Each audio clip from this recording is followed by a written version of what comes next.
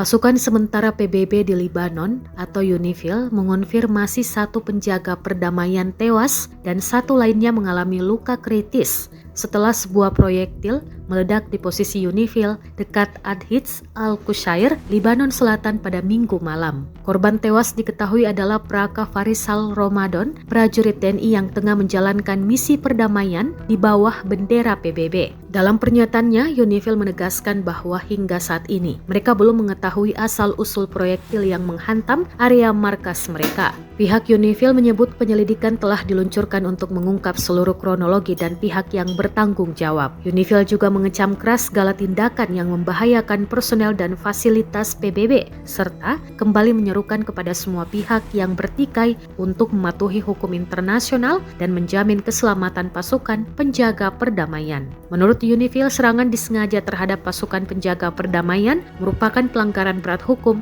humanitar internasional dan dapat dikategorikan sebagai kejahatan perang.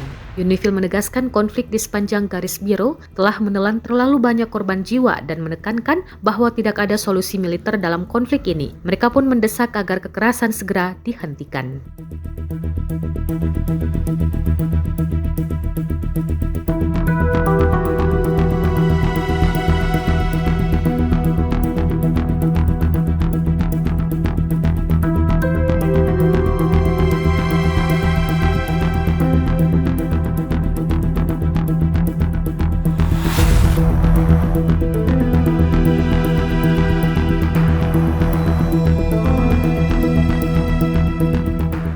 Download Tribun X sekarang, menghadirkan lokal menjadi Indonesia.